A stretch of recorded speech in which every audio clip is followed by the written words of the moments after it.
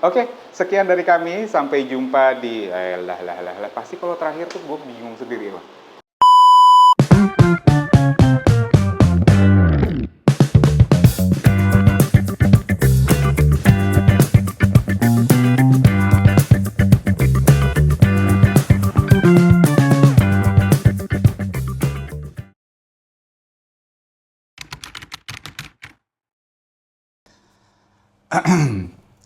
Assalamualaikum, halo Sobat Jalan.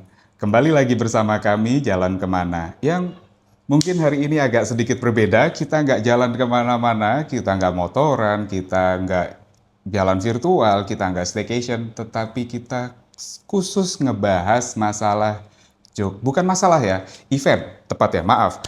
Kita akan ngebahas event Jogja International Heritage Walk, atau yang biasa disebut dengan JIHW, yang setiap tahun itu udah terselenggara, pasti di bulan November pertengahan. Nah, event ini udah diselenggarain dari tahun 2008. Kebetulan kami juga baru mengikuti 2 tahun, dari tahun kemarin juga ikut. Kebetulan ini bajunya, gitu. Nah, kita mau ngebahas persiapan-persiapan apa aja sih yang kita persiapin sebelum kita jalan jauh.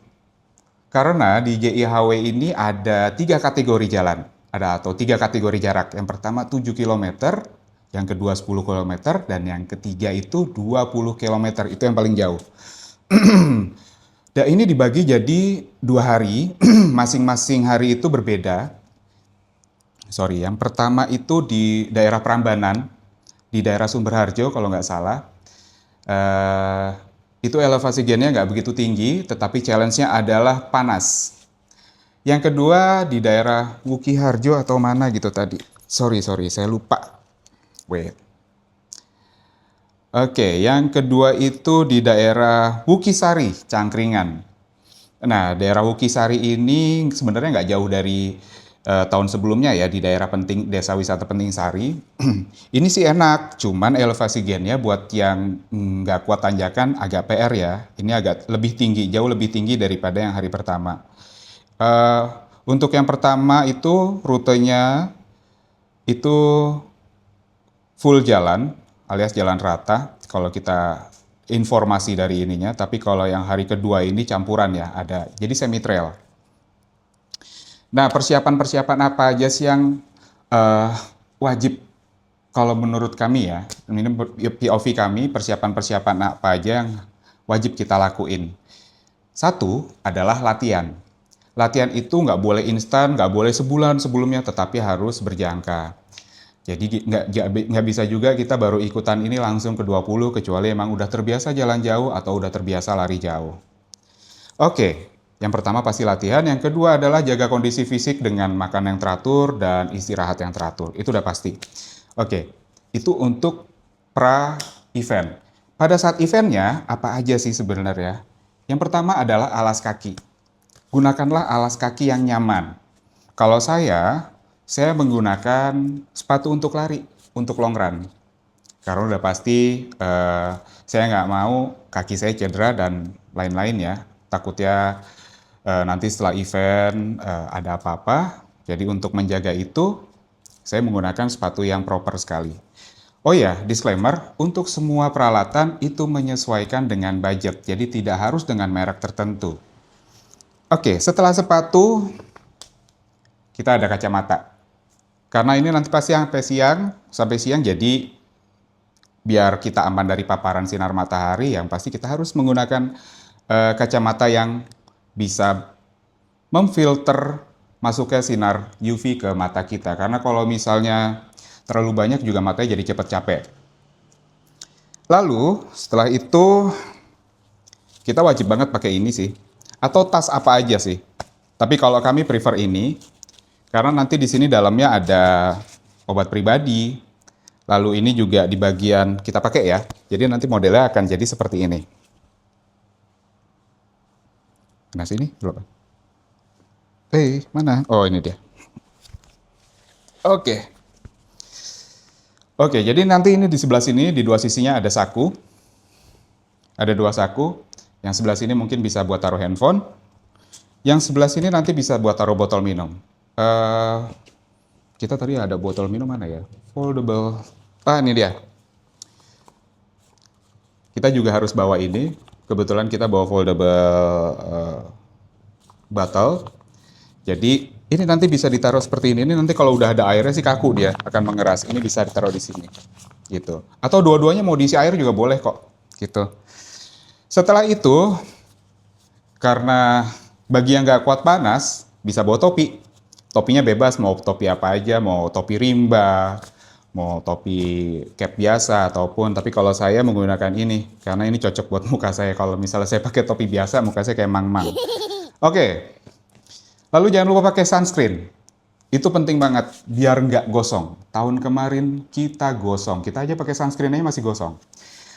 Oke, setelah itu karena cuaca juga nggak menentu dan akhir-akhir ini kita pantau lewat media sosial kondisi cuaca di Jogja itu sama sih di mana-mana pasti labil ya. Paginya cerah, siangnya mendadak hujan angin. Maka dari itu kita wajib banget bawa jas hujan. Jas hujannya nggak perlu jas hujan yang tebal-tebal, cukup ini kayak gini nih saya beli waktu itu di Indomart atau Alfamart. Beli yang sekali pakai aja murah kok.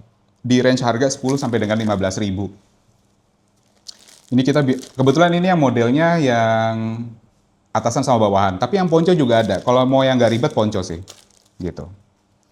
Lalu setelah itu kita bawa peralatan medik pribadi atau obat-obatan pribadi. Kalau saya pasti bawa ini berguna banget. Ya amit-amit sih, misalnya kita kecengklak atau kenapa di jalan, ini bisa digunain buat ya meredakan sedikit sakit. Dan satu lagi, setelah event pasti kita akan ngerasa pegel, itu udah pasti ya, nggak bisa dihindarin. Kita semprotin kaki pakai ini, jadi besoknya bisa mengurangi rasa pegel. Oke, obat-obatan pribadi lainnya tergantung kebutuhan sobat jalan. Ada yang punya GERD atau asam lambung, ya bawa obat asam lambung. Jangan sampai nanti di tengah perjalanan kumat, gitu. Lalu, bawa cemilan. Cemilannya yang ringan-ringan aja, usahakan tapi yang bisa bikin mood jadi naik ya. Jadi jangan terlalu berat juga.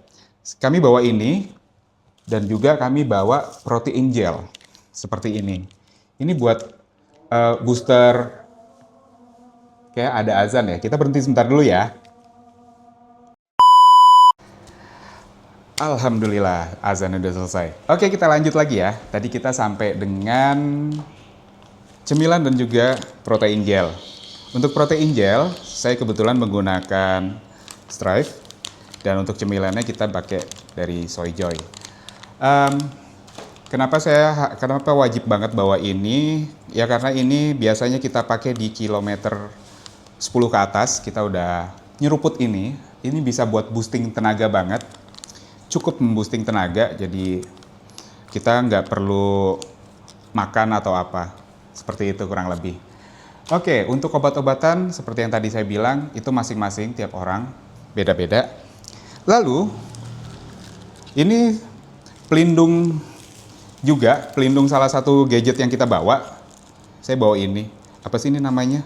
Pokoknya ini buat naruh HP lah begini.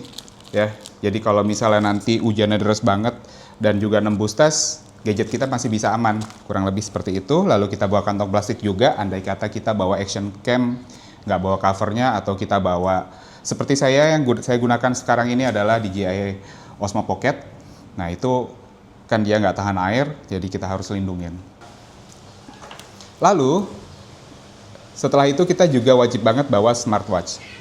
Ini biar kita bisa tahu heart rate kita udah sampai mana. Jangan sampai kita terlalu maksain karena bahaya. Yang kita mau carikan fun. Jangan sampai pengen fun malah jadi celaka. Nah kurang lebih seperti itu. Lalu untuk persiapan sebelumnya adalah karena eventnya ini mulainya start jam 6 dan dia buka pendaftaran ulangnya itu jam setengah 6, maka dari itu carilah penginapan yang mendekati dengan venue.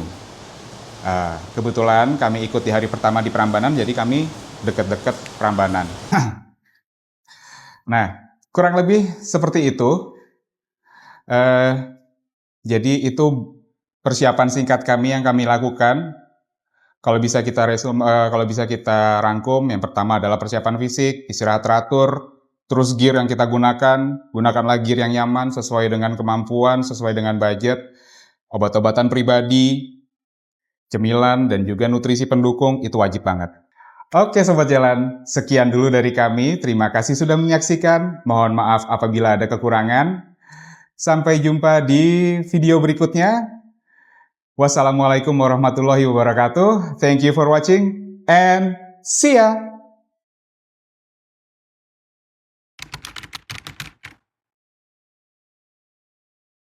Assalamualaikum. Halo Sobat Jalan. Ntar dulu. Mana kacamata gue? Nggak pakai kacamata. Nggak pede. Sobat ganteng.